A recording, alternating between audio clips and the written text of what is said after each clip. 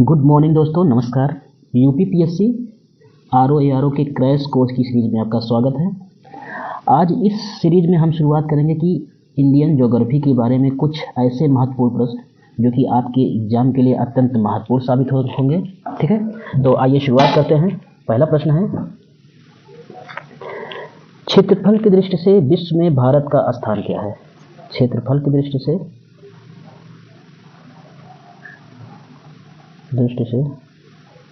विश्व में भारत का स्थान क्या है? तो क्षेत्रफल की दृष्टि से विश्व में भारत का स्थान है 7वां स्थान है। चौथा 7वां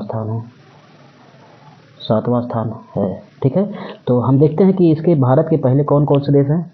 तो सबसे बड़ा है रूस, उसके बाद है कनाडा, उसके बाद है चीन, रूस, कनाडा, चीन, फिर है यूएसए, चौथा हुआ यूएसए, पांचवा हुआ ब्राज़ील, और इसके बाद है छठा है ऑस्ट्रेलिया, और 7वां है भारत। तो इस प्रकार से क्रम है, जो सबसे बड़ा है रूस, फिर कनाडा, फिर चीन, यूएसए, ब्राज़ील, ऑस्ट्रेलिया, फिर भारत।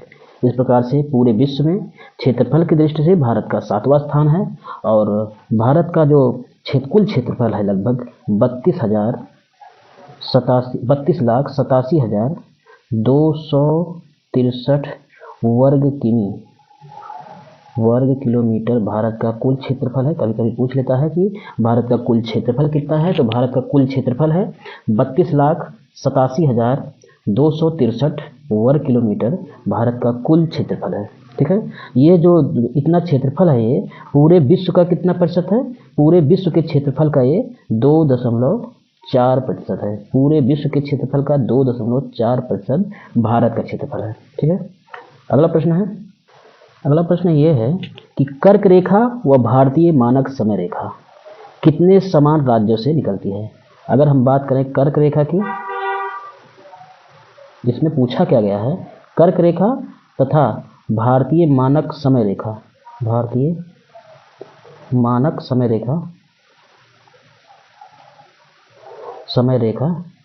इसमें ये पूछा गया है ये दोनों रेखाएं कितने समान राज्यों से होकर गुजरती हैं। तो ये जो है 2 समान राज्यों से गुजरती हैं, और वो कौन कौन से राज्य हैं? कर्क रेखा और भारतीय मानक समय रेखा 2 समान राज्यों से गुजरती हैं, और वो 2 राज्य हैं मध्य प्रदेश एवं छत्तीसगढ़। मध्य प्रदेश एवं छत्तीसगढ़ 2 समान राज्यों से कर्क रेखा गुजरती है। ठीक है, लेकिन अगर देखा जाए कि कर्क रेखा कितने भारतीय राज्यों से गुजरती है? कर्क रेखा अगर पूछे कि सिर्फ कर्क रेखा कितने राज्यों से होकर गुजरती है, तो कुल 8 राज्यों से होकर गुजरती है। कर्क रेखा 8 राज्यों से होकर गुजरती है। और पूछा जाए कि भारतीय मानक समय रेखा कितने राज्यों से होकर गुजरती है? मानक समय रेखा पूछा जाए कि कितने राज्यों से होकर गुजरती है, तो कुल 5 राज्यों से होकर गुजरती है। 5 राज्यों से होकर गुजरती है। अब पूछा जाए कि जो कर्क रेखा जो कि 8 राज्यों से होकर गुजरती है, वो राज्य कौन कौन से हैं? 8 राज्य कौन कौन से हैं? तो 8 राज्य हैं। सबसे पहला है गुजरात। हम पश्चिम से स्टार्ट करेंगे। गुजरात है, गुजरात के बाद है राजस्थान के बाद है मध्य प्रदेश है। मध्य प्रदेश के पश्चात है छत्तीसगढ़ के पश्चात है झारखंड, फिर पश्चिम बंगाल, फिर त्रिपुरा, मिजोरम। 7वां है त्रिपुरा और 8वां है मिजोरम। तो इन्हीं 8 राज्यों से कर्क रेखा गुजरती है। सबसे पहले गुजरात, फिर उसके बाद है राजस्थान, मध्य प्रदेश, छत्तीसगढ़, झारखंड, पश्चिम बंगाल, त्रिपुरा और मिजोरम। इन्हीं 8 राज्यों से होकर कर्क रेखा गुजरती है। अब पूछते हैं कि मकर रेखा प्रधान मानक समय रेखा कितने राज्यों से होकर गुजरती है? 5 राज्यों से। तो 5 राज्य कौन कौन से हैं? 5 राज्य हैं। सबसे पहला है उत्तर प्रदेश यूपी, उसके बाद है एमपी मध्य प्रदेश एमपी, उसके बाद तीसरा है छत्तीसगढ़ CHH, उसको शॉर्ट में लिख देते हैं, छत्तीसगढ़ है तीसरा। चौथा है उड़ीसा, OD लिख देते हैं, उड़ीसा चौथा है। और पांचवा है AH AP आंध्र प्रदेश, आंध्र प्रदेश। कौन कौन से राज्यों से प्रधान मानक समय रेखा गुजरती है? पहला है यूपी से, फिर एमपी से, फिर छत्तीसगढ़ से, फिर उड़ीसा से, फिर आंध्र प्रदेश से। इन्हीं 5 राज्यों से भारतीय मानक समय रेखा होकर गुजरती है। अगला प्रश्न है भारत का सुदूर पूर्वी बिंदु, सुदूर पूर्वी बिंदु, भारत का सुदूर पूर्वी बिंदु कौन सा है? भारत का सुदूर पूर्वी बिंदु है जो कि अरुणाचल प्रदेश में स्थित है, उसका नाम है किबिथु,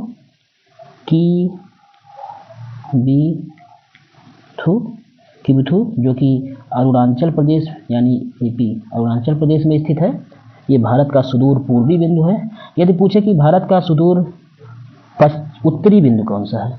उत्तरी बिंदु कौन सा है? सुदूर उत्तरी बिंदु अगर पूछा जाए, उत्तरी बिंदु है इंदिरा कॉल, इंदिरा कॉल जो कि लद्दाख में है, इंदिरा कॉल जो कि लद्दाख में है। और यदि पूछा जाए सुदूर दक्षिणी बिंदु कौन सा है? दक्षिणी बिंदु कौन सा है? तो है इंदिरा पॉइंट, इंदिरा पॉइंट जो है वो ग्रेट निकोबार में है, ग्रेट निकोबार में है। ये भारत का सुदूर दक्षिणतम बिंदु है इंदिरा पॉइंट। अगला है अगर पूछा जाए सुदूर पश्चिमी बिंदु कौन सा है? पश्चिमी बिंदु कौन सा है? तो पश्चिमी बिंदु है गौर माता जो है भारत का सुदूर पश्चिमी बिंदु है, जो कि गुजरात में है। कहाँ है? गुजरात में स्थित है। ठीक है, इस प्रकार से भारत का उत्तरी दक्षिणी पूर्वी पश्चिमी सुदूर उत्तरी दक्षिणी पूर्वी पश्चिमी बिंदु स्थित है। अब अगला प्रश्न है भारत का कुल देशांतरीय विस्तार कितना है? पूछा जाए कि भारत का कुल देशांतरीय विस्तार कितना है? तो भारत का कुल देशांतरीय विस्तार है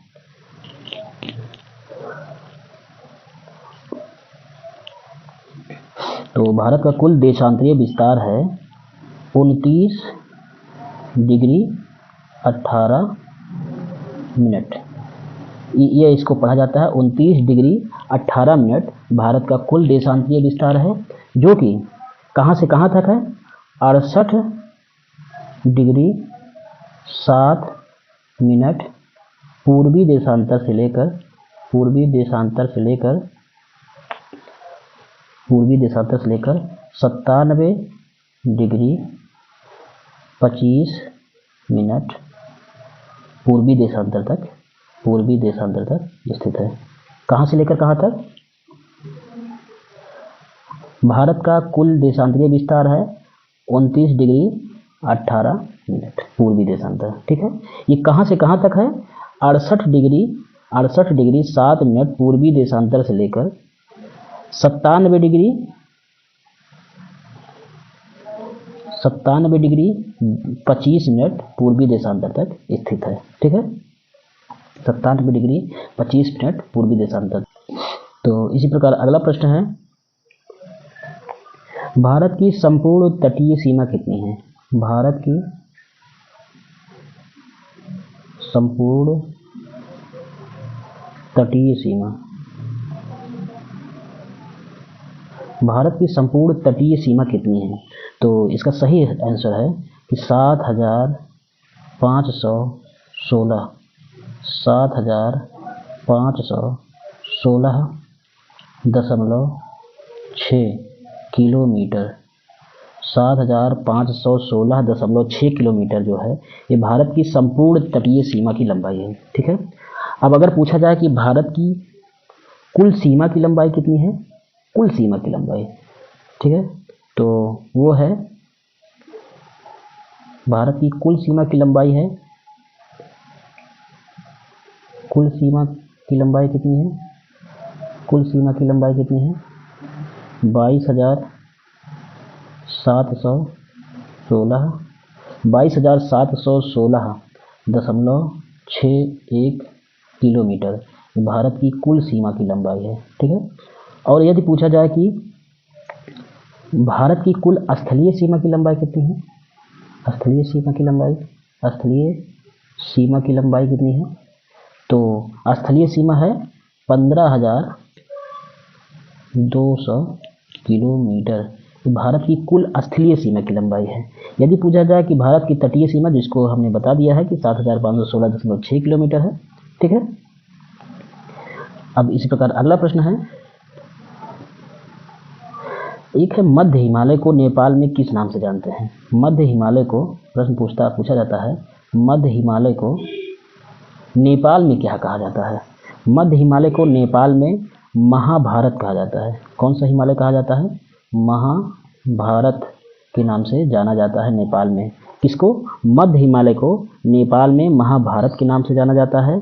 इसकी ऊंचाई लगभग 3800 से, मध्य हिमालय की ऊंचाई लगभग 3800 से 4200 मीटर इसकी ऊंचाई है। ठीक है, और जम्मू कश्मीर में इसी पीर पंजाल कहते हैं, जम्मू कश्मीर में इसको पीर पंजाल कहते हैं, और इसी को उत्तराखंड में इसको नाग टिब्बा कहते हैं, उत्तराखंड में इसी को नाग टिब्बा कहते हैं, तथा नेपाल में इसी को महाभारत के नाम से जाना जाता है, मध्य हिमालय को। ठीक है, अगला प्रश्न है, यदि पूछा जाए कि म्यांमार के साथ भारत के कितने ऐसे राज्य हैं जो म्यांमार के साथ सीमा साझा करते हैं, तो उन राज्यों की संख्या है 4। ठीक है, उन राज्यों की संख्या है 4। तो राज्य कौन कौन सा है, सबसे पहले है अरुणाचल प्रदेश, जिसको एपी बोलते हैं, उसके बाद है मणिपुर, अरुणाचल प्रदेश हो गया, मणिपुर हो गया, उसके बाद है मिजोरम,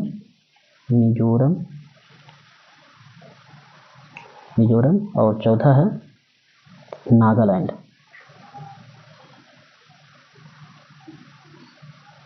भारत के 4 राज्य ऐसे हैं जो कि म्यांमार देश के साथ सीमा साझा करते हैं। पहला है अरुणाचल प्रदेश, दूसरा है मणिपुर, तीसरा है मिजोरम, और चौथा है नागालैंड। ये चारों राज्य जो है म्यांमार के साथ सीमा साझा करते हैं। ठीक है, अगला प्रश्न में यह है कि कुछ महत्वपूर्ण नदियां हैं, उनको पुराने समय में यानी प्राचीन काल में किस नाम से जाना जाता था। तो जैसे झेलम को पहले किस नाम से जाना जाता था, चिनाब को किस नाम से जाना जाता था, झेलम हो गया, चिनाब हो गया, इनको पंच नदियां कहते थे, झेलम, चिनाब, रावी, ब्यास और सतलज, इनको पंच महानद कहा जाता था। और इनको पहले किस नाम से जाना जाता था, ये तो अब का नाम है। ठीक है, इनको पहले किस नाम से जाना जाता था, तो झेलम को पहले बितिस्ता के नाम से जाना जाता था। क्या नाम, बितिस्ता, झेलम को बितिस्ता के नाम से जानते थे। चिनाब को अस्किनी के नाम से जाना जाता था, चिनाब को अस्किनी कहा जाता था पहले। रावी को पुरुषड़ी कहा जाता था, रावी को पुरुषड़ी के नाम से जाना जाता था। ब्यास को बिपाशा के नाम से जाना जाता था, बिपाशा के नाम से जाना जाता था, बिपाशा के नाम से। तथा सतलज नदी को सतुद्री के नाम से जाना जाता था, सतुद्री के नाम से सतलज नदी को जाना जाता था। झेलम को बितिस्ता, चिनाब को अस्किनी, और रावी को पुरुषड़ी, ब्यास को बिपाशा, सतलज को सतुद्री के नाम से जाना जाता था। इसमें से एक प्रश्न जरूर आता है, तो इसको अच्छे से पढ़ लीजिएगा। अगला प्रश्न है, सिंधु नदी भारत में किस स्थान से प्रवेश करती है। जैसे सिंधु सिंधु नदी जो भारत में प्रवेश करती है वो किस स्थान से प्रवेश करती है, तो उस स्थान का नाम बताना है। तो वो स्थान है दमचौक, दमचौक स्थान है। सिंधु नदी भारत में दमचौक नामक स्थान से प्रवेश करती है। और सिंधु नदी जो है तिब्बत में मानसरोवर झील से निकलती है। तिब्बत के मानसरोवर झील से निकलती है। यहाँ उसका सिंधु नदी का उद्गम स्थल है। ठीक है, मानसरोवर झील में ही एक कैलाश पर्वत है। कैलाश पर्वत का उत्तरी ढाल उसको कहा, उस कैलाश पर्वत के उत्तरी ढाल से सिंधु नदी निकलती है। और जब वो भारत में प्रवेश करती है तो दमचौक नामक स्थान से भारत में प्रवेश करती है। अगला प्रश्न है, यदि पूछा जाए कभी कभी कुछ शहर का नाम दे दिया जाता है और पूछा जाता है ये किस नदी के किनारे स्थित है। जैसे पूछा जाए कि श्रीनगर शहर किस नदी के किनारे स्थित है, तो श्रीनगर जो है झेलम नदी के किनारे स्थित है। श्रीनगर शहर झेलम नदी के किनारे स्थित है। झेलम नदी के किनारे स्थित है श्रीनगर शहर। और झेलम नदी जो है ये सिंधु नदी की सहायक नदी है। सिंधु नदी की सहायक नदी है कौन सी, झेलम नदी। ठीक है, अगला प्रश्न है,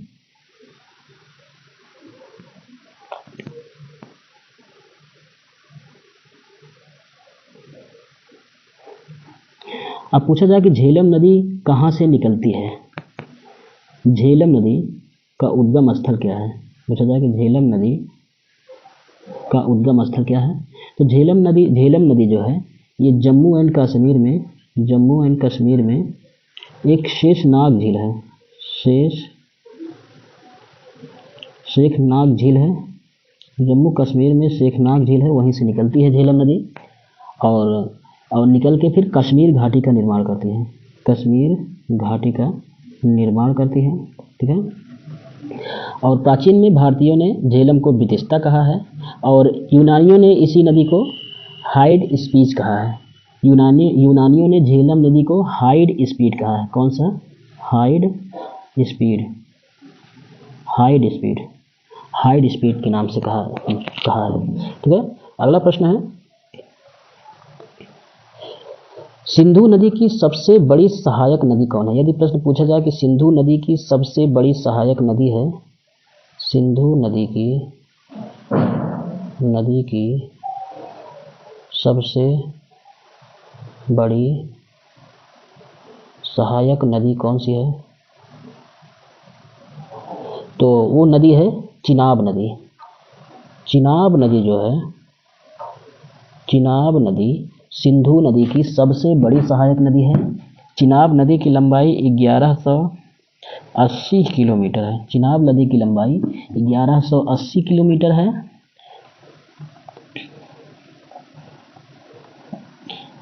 और चिनाब नदी जो है भारत के हिमाचल प्रदेश के लाहौल और स्पीति जिले के ऊपरी हिमालय में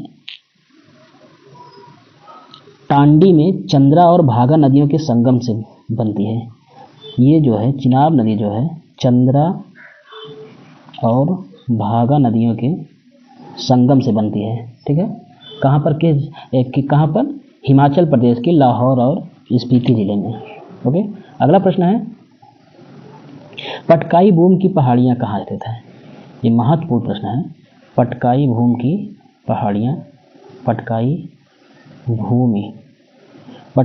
की पहाड़ियाँ कहाँ स्थित है, तो ये स्थित है अरुणाचल प्रदेश में। अरुणाचल प्रदेश में पटकाई भूमि की पहाड़ियाँ स्थित हैं। पटकाई भूमि जो है वो भारत के पूर्वोत्तर में म्यांमार के साथ लगी अंतर्राष्ट्रीय सीमावर्ती क्षेत्र पर स्थित श्रृंखलाओं का नाम है। ठीक है, ये पहाड़ियाँ पूर्वांचल हिमालय में स्थित हैं। इसको ये भी बोल सकते हैं कि पटकाई भूमि की पहाड़ियाँ जो हैं ये पूर्वांचल हिमालय में स्थित हैं। यदि अरुणाचल प्रदेश ना दिया हो तो पूर्वांचल हिमालय में पटकाई भूमि की पहाड़ियाँ स्थित हैं। ठीक है, अगला प्रश्न है, महाराणा रणजीत सिंह बांध महाराणा रणजीत सिंह बांध।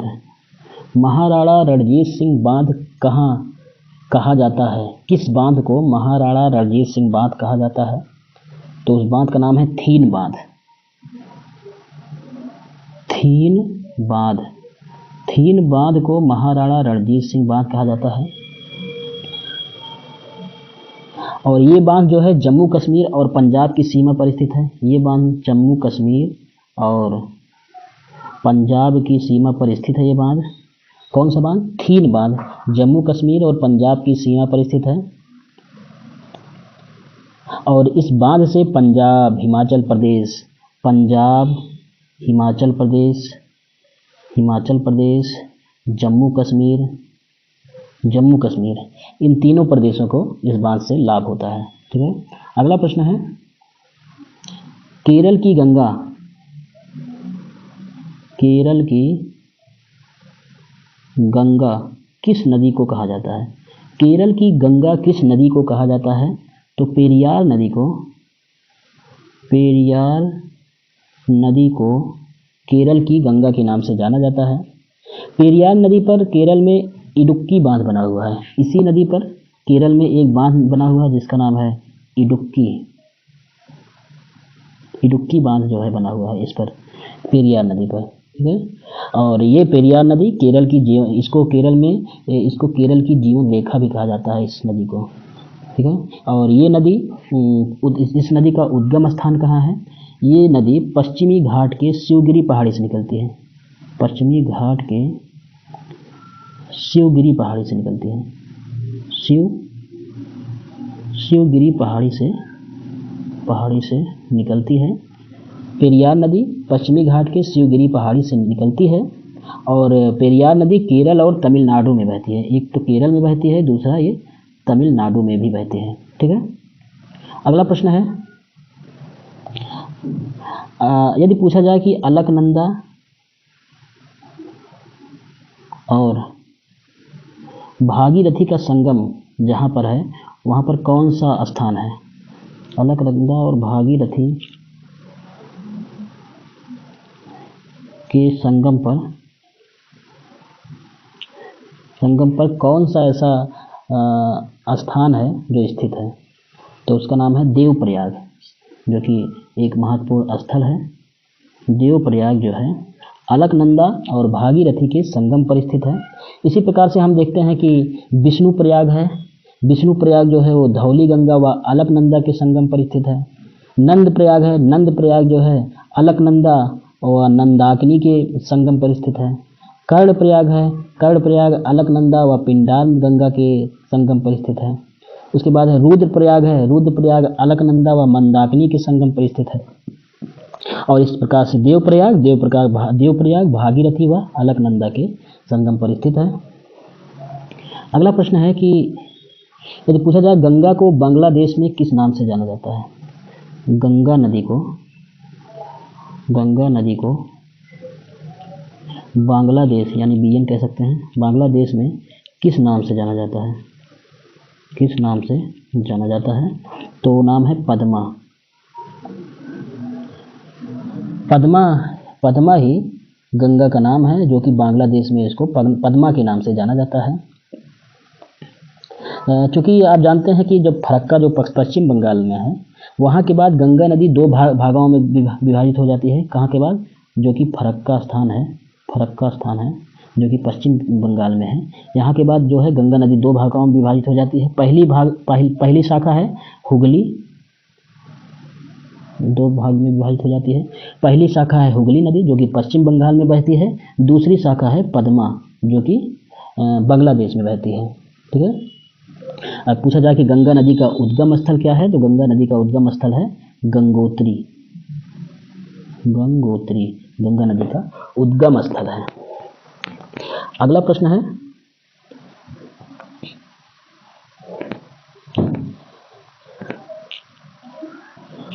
है, कि पश्चिम की ओर बहने